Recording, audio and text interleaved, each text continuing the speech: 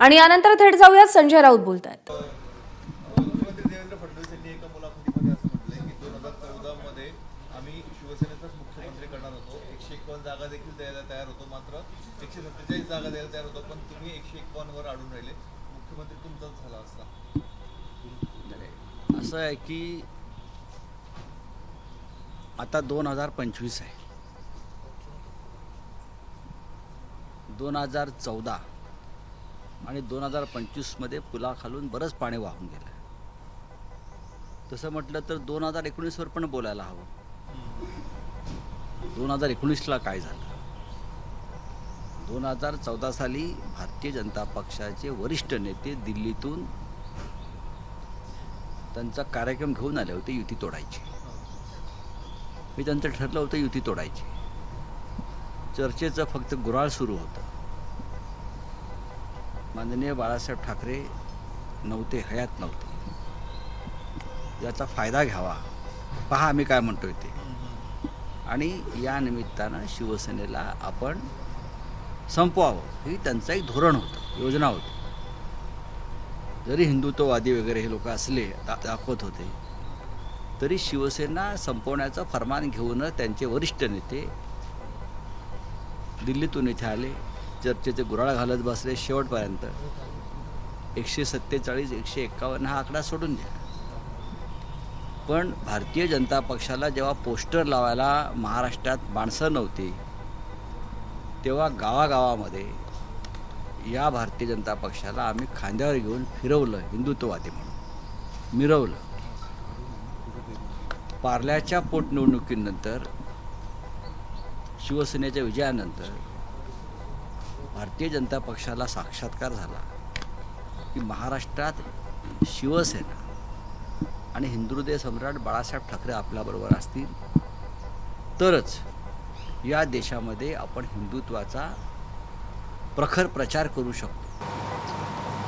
आणि म्हणून ते शिवसेनेच्या जवळ आले। हिंदुहृदय सम्राट हे महान हृदयाचे नेते होते। त्यांनी सांगितलं की मतांची विभागणी नको, हिंदुत्वाच्या नावावरती आपण एकत्र काम केलं पाहिजे। बाबरी प्रकरणानंतर, म्हणजे अयोध्येच्या राम मंदिराच्या आंदोलनानंतर आम्ही संपूर्ण देशामध्ये निवडणुका लढणार होतो।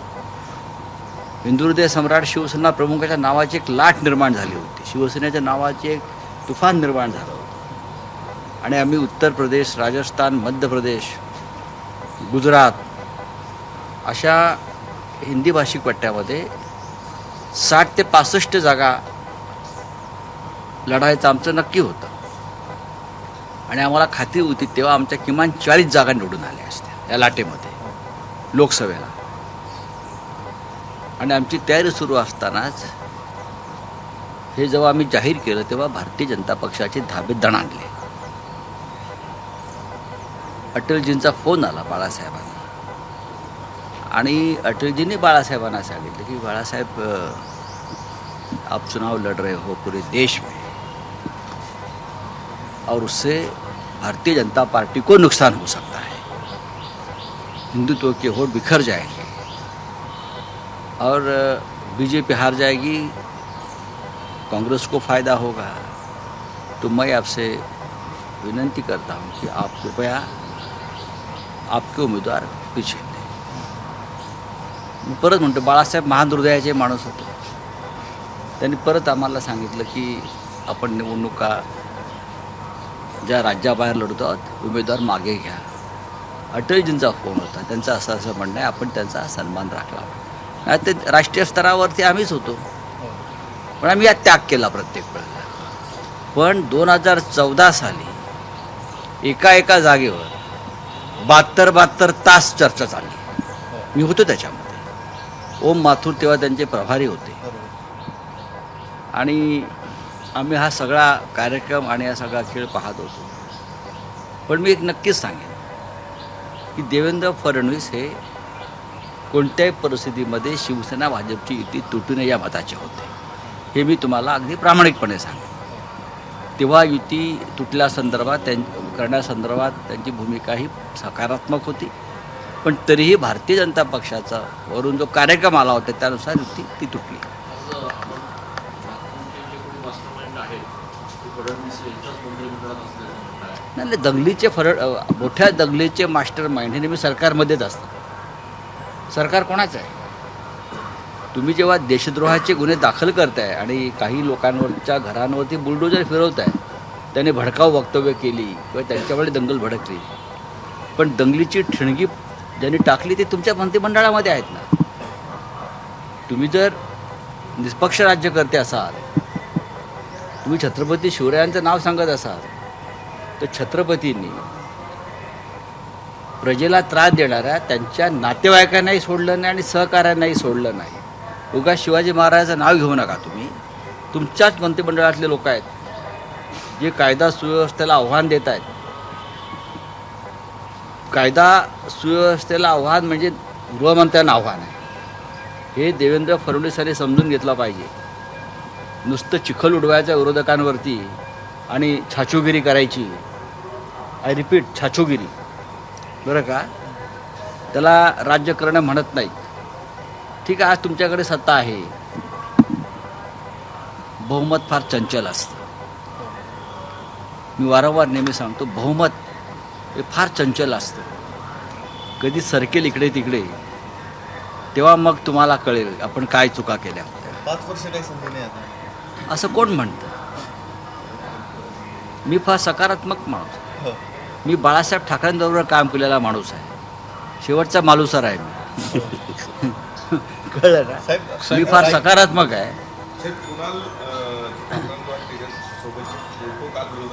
कोणाचे? माझे हो आहेत ना, मी काय नाकारतो का?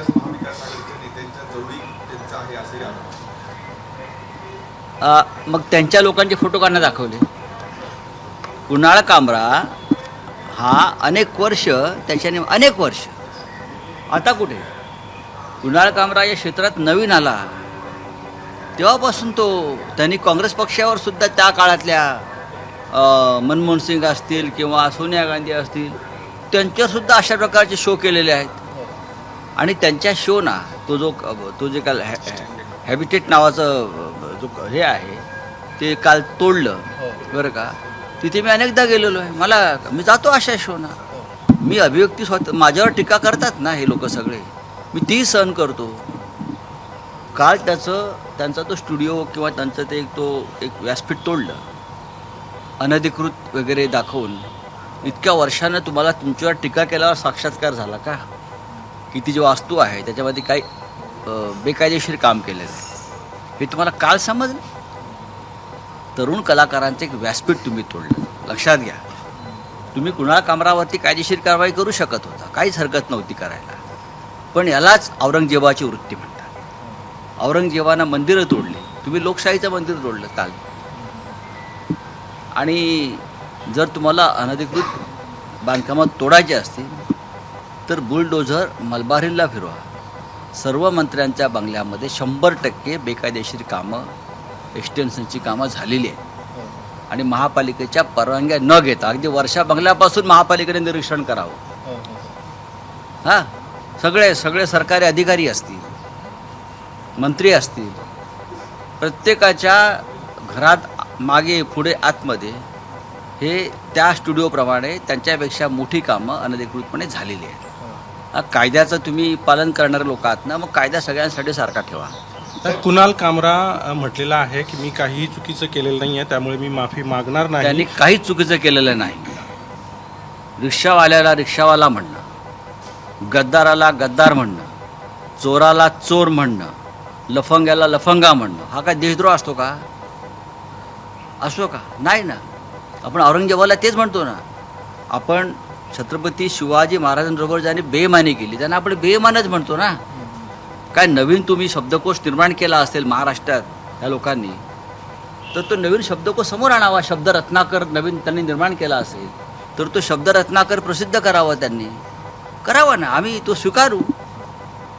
साहेब रायगडावरची वाघ्याचा आम्ही संविधान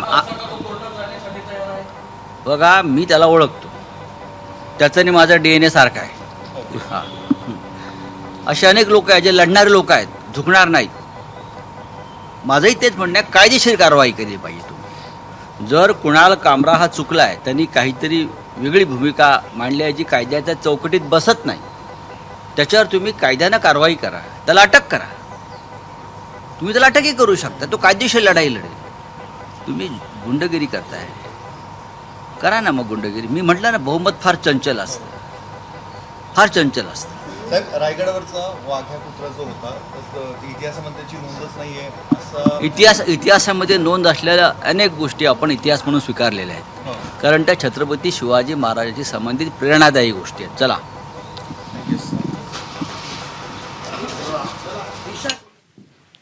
तर कुणाल कामरानं काहीही चुकीचं वक्तव्य केलेलं नाही असं संजय राऊत म्हणालेले आहेत.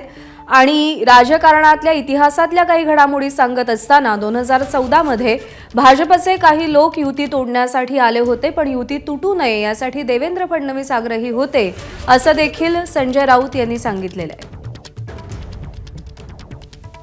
2014ला भाजपचे वरिष्ठ युती तोडण्यासाठी आले होते असं संजय राऊत म्हणालेत. बहुमत फार चंचल असतं, कधी सरकेल समजणार नाही असा इशारा देखील संजय राऊत यांनी दिलाय. एबीपी माझा, उघडा डोळे बघा नीट.